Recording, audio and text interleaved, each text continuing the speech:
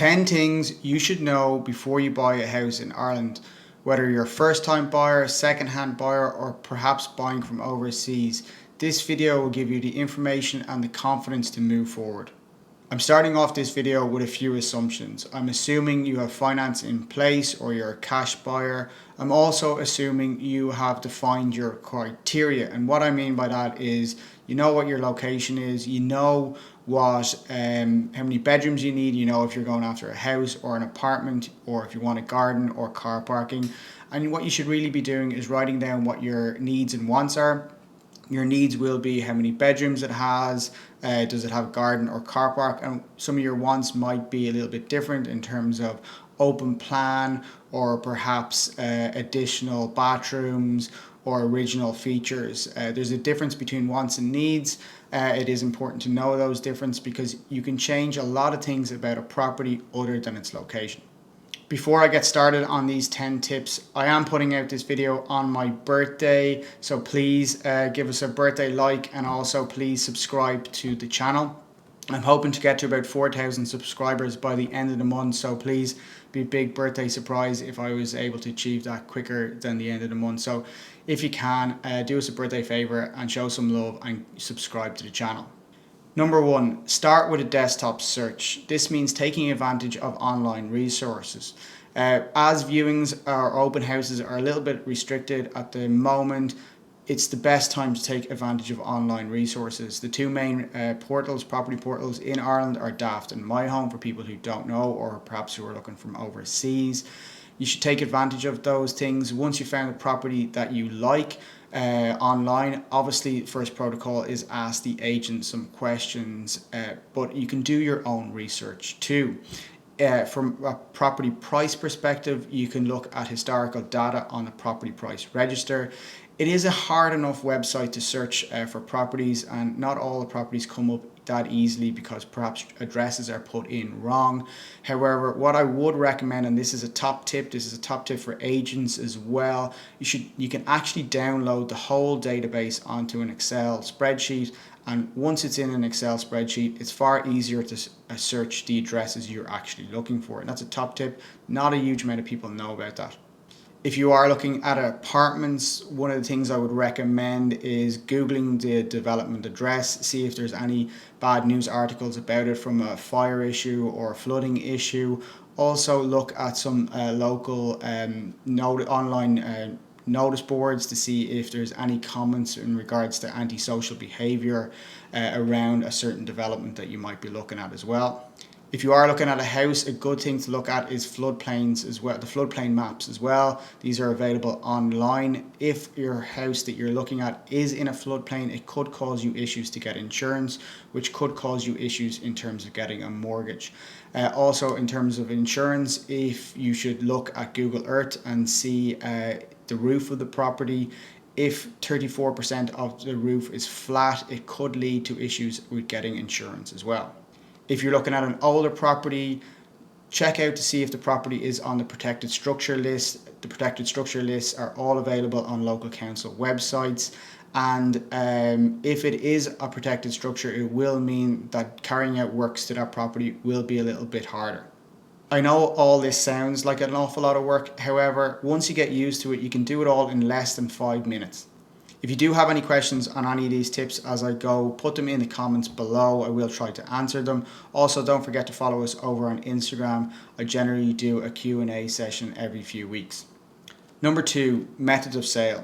In Ireland, there are two main methods of sale: auction and private treaty. Generally speaking, private treaty is the most common, but it does leave a lot of buyers very frustrated because of the fact that it is private and they aren't aware about who they're going up against in terms of a bidding process or what other bids are coming in.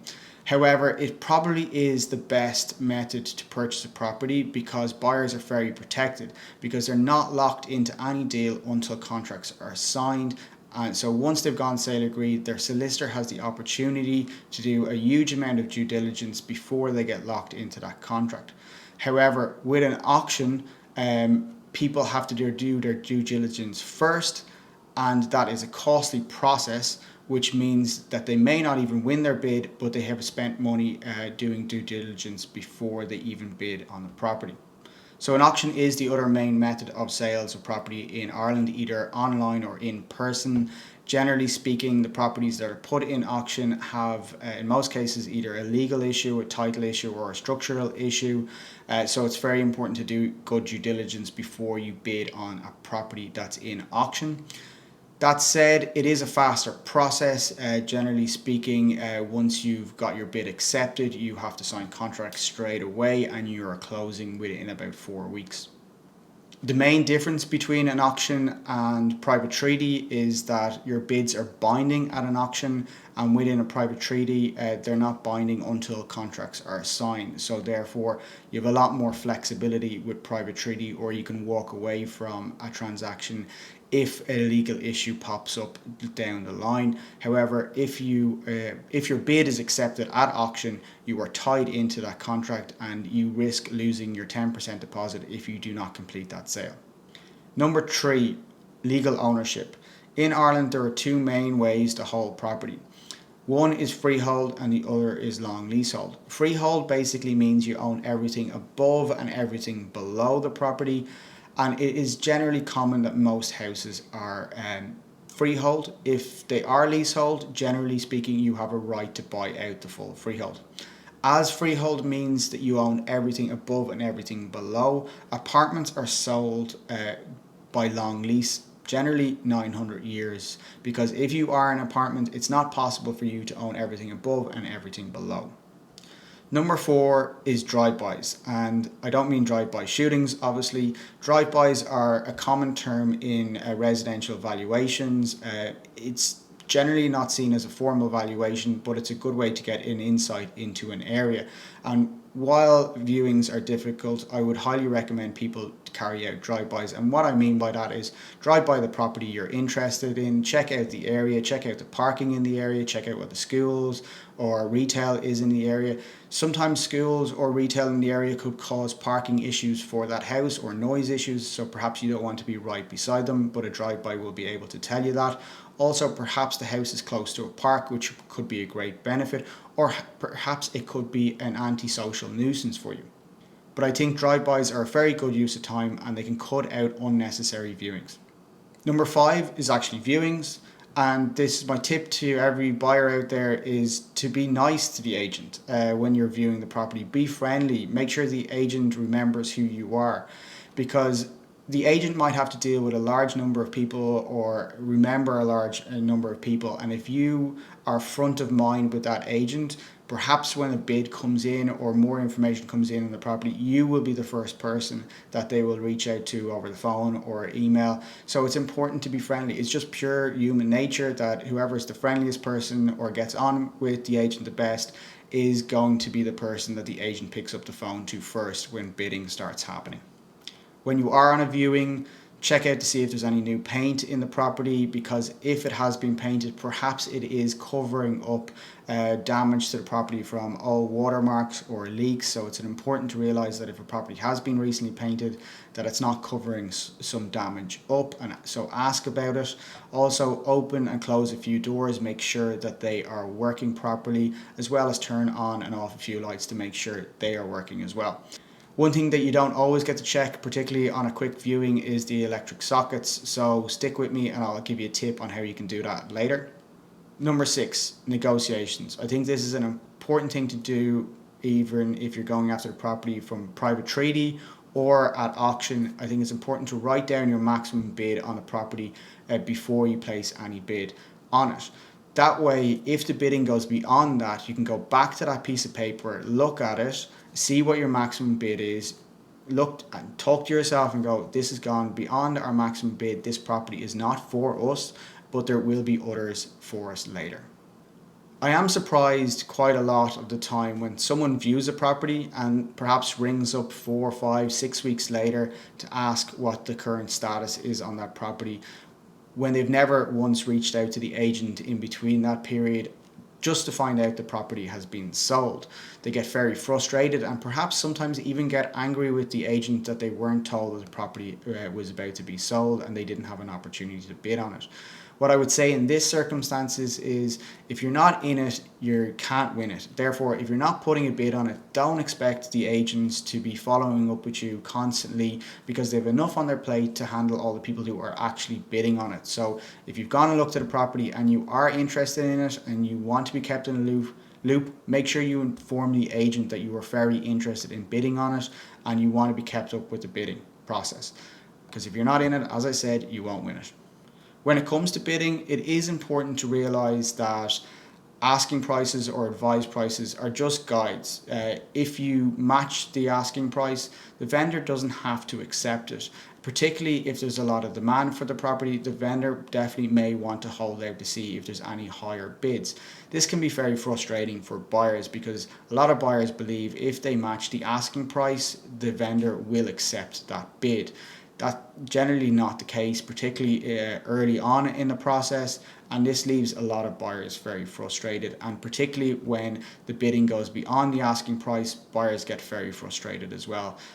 It is also important to understand in Ireland that the agent is working for the seller and their duty is the seller to maximise the price. They don't have any contractual arrangements with the buyer, and therefore their obligation is to the seller and not to the buyer. Number 7 is when you go sale agreed and your bid is accepted. At private treaty, when you go sale agreed, generally speaking, you will be asked for a booking deposit. That booking deposit can range from about 5,000 to 50,000, depending on the value of the property. That booking deposit is fully refundable. It's important to remember that booking deposit is fully refundable if you don't sign contracts. Generally speaking, signing contracts after you've gone sale agreed will take place about 2 to 3 months later. This gives your solicitor an opportunity to actually review the contracts and review the title and make sure you're buying something that actually has market value. One thing I would highly recommend is appoint a solicitor early on in the process. The last thing you want to do is go sale agreed and have to run around looking for quotes. Number 8 is surveys. I'd highly recommend carrying out a survey on all properties you've gone sale agreed on by private treaty. I wouldn't go to the expense of carrying out a survey before going sale agreed with a private treaty. Generally speaking, the expense is anywhere between 400 to 900 depending on the property and the extent of that survey. If you are buying a property by auction, I would highly recommend carrying out a survey beforehand. The survey may flag up a few additional surveys that are required, particularly within older houses. It may suggest a drainage survey being carried out. If you are buying a new home from a builder, generally speaking, what happens is a snag list will happen and the developer will fix those issues with the property. Most surveys flag loads of issues and make them sound far worse than they actually are. It's just the way the reports are issued. Unlike a lot of other countries, price chipping is not really commonplace in Ireland. It's kind of expected that you knew what you were buying from the first viewing, and if there are any major issues, they were probably pretty visible when you were looking at the property the first time. If major issues popped up that weren't visible, perhaps there is a little bit of an opportunity to price chip at that point. However, it is important to remember that you're not locked into a contract yet, and the vendor could go back to the next highest bidder if you do try to price chip.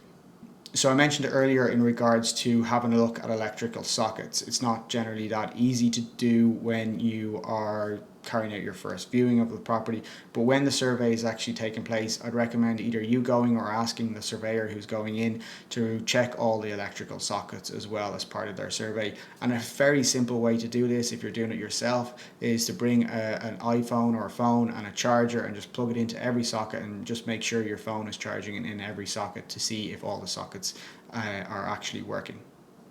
Number 9 is get advice. I find this so strange. I get a lot of calls and a lot of emails from expats or people who are looking to move to Ireland, interested in terms of trying to get help to purchase a property. When I explain to them that in Ireland most buyers actually do not seek assistance from agents and buy the property themselves, they find this utterly crazy. They don't understand why people would go off and buy one of the biggest investments of their life without getting proper professional advice. I suppose it is something that's quite common in Ireland that people don't seek advice, but perhaps that is why there are so many horror stories within Ireland, because people haven't sought the correct professional advice when purchasing one of their biggest assets in their life. I don't think Ireland is going to change in any way. I don't think the market is set up particularly well for buyer agents to come in. The fees just aren't there for it. But what I would recommend to you guys, if you are looking at properties in Ireland, or if you know someone who is looking for properties in Ireland, recommend this channel to them. There's lots of videos that hopefully will help some people avoid some pitfalls. Number 10 is stamp duty, and if you stay to watch this video all the way through till now, hopefully this little tip will give you some savings when you purchase a property. In Ireland, when you buy a property, there is stamp duty attached to it, so you have to pay stamp duty. On residential property, you have to pay 1% up to the first million and 2% of anything over the first million. With commercial property, you have to pay 7.5% in stamp duty. But the stamp duty only relates to the property itself. If in any way you can strip out some of the contents value off the purchase price, you can strip that away from the actual stamp duty liability. It might only be a few €100 that you can save, but it is worth seeing if any of the contents within the property or within the building can be put a value attached to them, and that value has to be attached to them within the contract, but it allows you to reduce your stamp duty liability perhaps by a few €100. Saving you a few €100 when you're purchasing a property is definitely a benefit to most people. I hope you got some value out of those 10 tips or pieces of advice. If you did, please give the video a thumbs up. Don't forget, it is my birthday, so please subscribe to the channel if you haven't already. If you're looking to buy or sell or know someone who is, please feel free to reach out. I will leave contact details below. And as always, thanks for watching.